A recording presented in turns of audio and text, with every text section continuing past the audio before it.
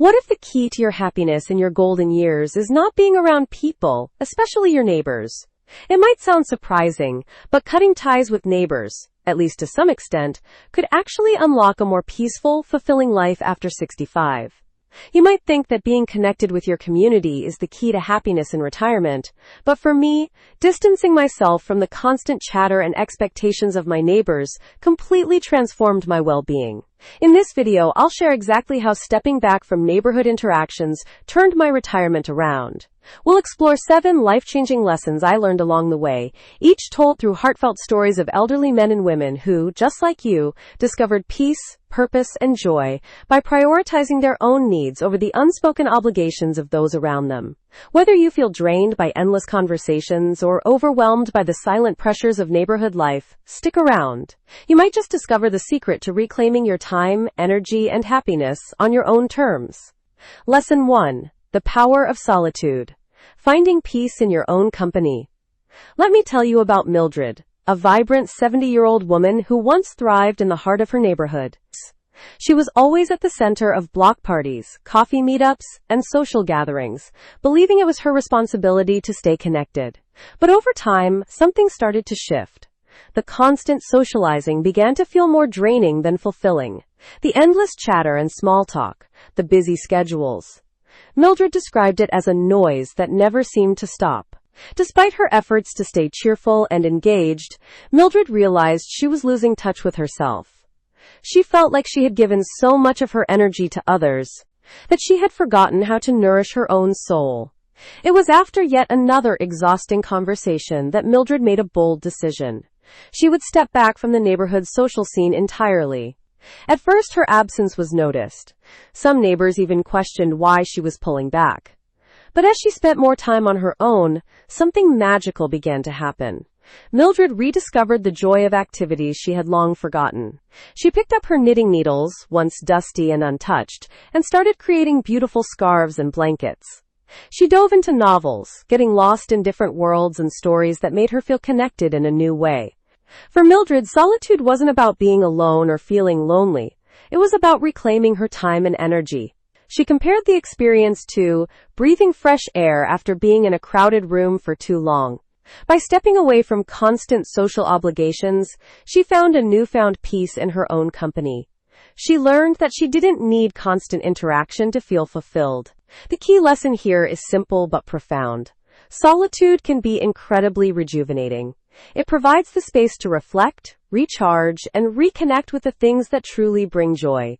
Sometimes, stepping away from the hustle and bustle of social life is exactly what you need to reignite passions, rediscover yourself, and find peace within.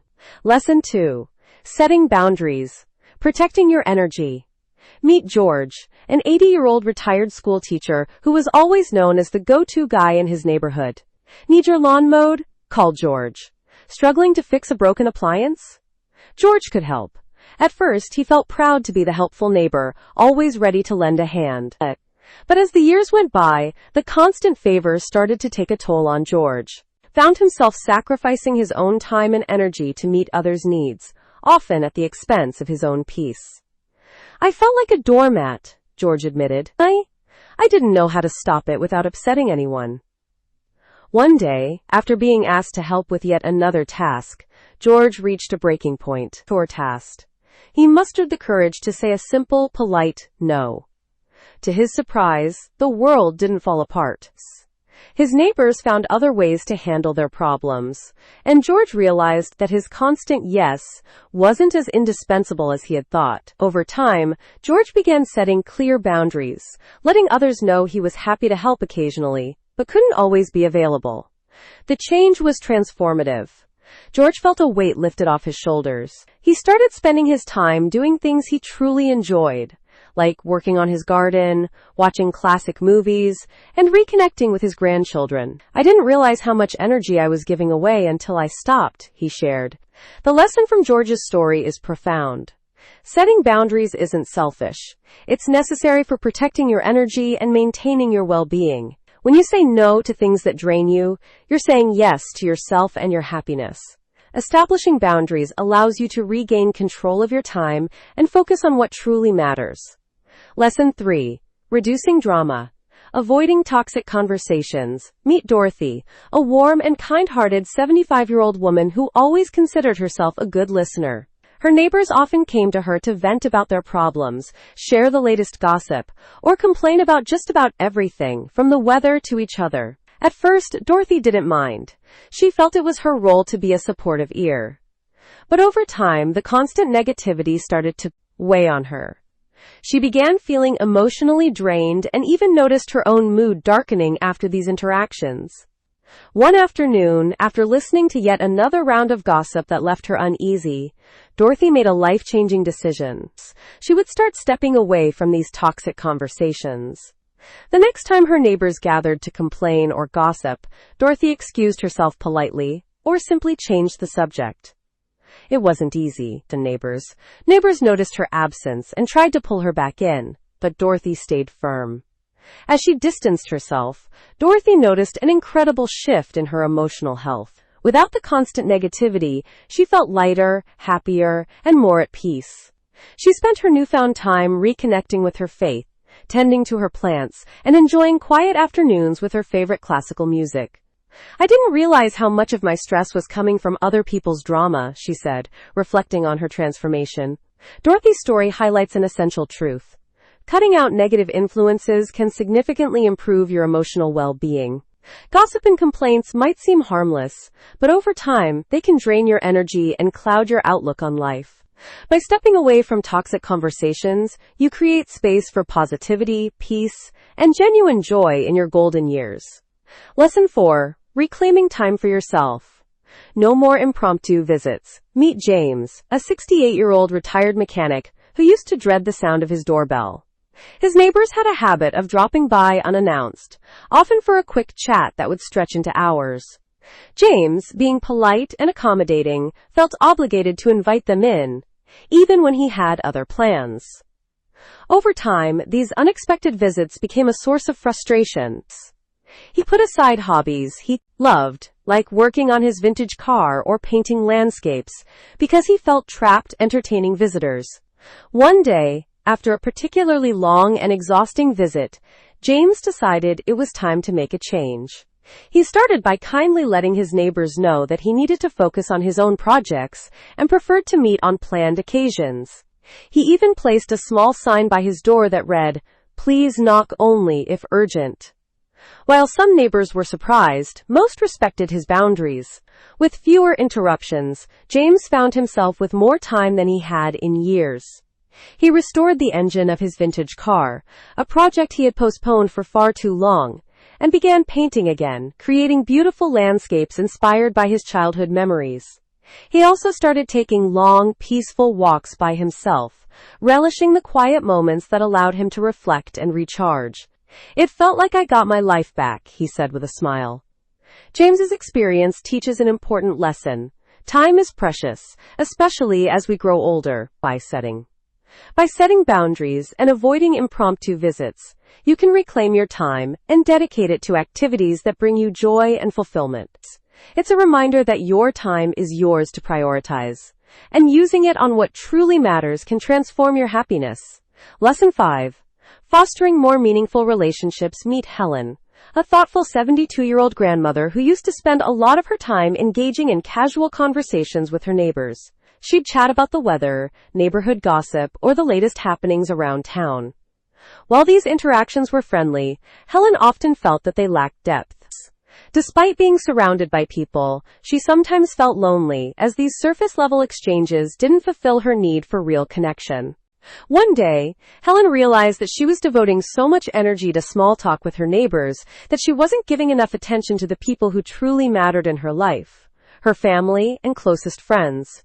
She decided to take a step back from her neighborly chats and began investing that time in more meaningful relationships. She started scheduling regular phone calls with her daughter, inviting her best friend over for tea, and writing heartfelt letters to her siblings who lived far away. The change was profound. Helen found herself deeply enriched by these genuine connections. She shared stories, exchanged wisdom, and created lasting memories with the people she loved most. "I didn't need to talk to everyone," Helen explained. I just needed to talk to the right people, the ones who truly know and care about me. Helen's story shows us an important truth. Quality matters more than quantity when it comes to relationships. Avoiding surface-level interactions frees up time and energy to focus on deep, meaningful connections, which are far more fulfilling. By prioritizing the relationships that truly nourish your soul, you can find greater happiness and a stronger sense of belonging. Lesson 6. Finding joy in quiet. Enjoying a peaceful home. Meet Frank, a 77-year-old retired librarian who loved his home but felt like it was never truly his sanctuary. His house was often filled with noise, neighbors dropping by unannounced, kids playing loudly in the yard next door, and endless small talk over the fence. Frank found it hard to relax or focus on his own thoughts. He'd lie awake at night wishing for more tranquility in his life but didn't know how to create it. One day, after a particularly noisy afternoon, Frank decided to make a change. He kindly but firmly distanced himself from his neighborly interactions. He stopped engaging in chats over the fence and politely declined visits, explaining that he needed more quiet time for himself.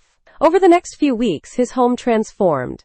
Without the constant activity, Frank began to rediscover the joy of a peaceful space. He started meditating every morning, something he had always wanted to try but never had the quiet for. Afternoons were spent in his favorite armchair, enjoying the stillness while reading poetry or listening to soothing classical music. Frank even took up birdwatching from his window, appreciating the calming sights and sounds of nature. For the first time in years, Frank said, "My home feels like a retreat," with a contented smile.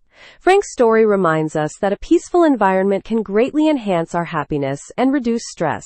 When we create a quiet space for ourselves, we open the door to relaxation, self-reflection, and inner peace. Your home should be your sanctuary, a place where you can unwind, recharge, and truly enjoy the beauty of a calm, quiet life. Lesson 7. Embracing personal growth. Time for reflection and self-discovery. Meet Maggie, a vibrant 65-year-old woman who found herself at a crossroads after retiring from a demanding career. Suddenly, her days were filled with free time, but much of it was spent entertaining neighbors or engaging in idle chit-chat. While she enjoyed the company, Maggie couldn't shake the feeling that she was losing sight of herself. "I realized I was spending so much time focused on others that I wasn't giving myself the space to think about what I wanted," Maggie shared. One evening, after yet another interruption by a well-meaning but talkative neighbor, Maggie made the decision to prioritize her own needs.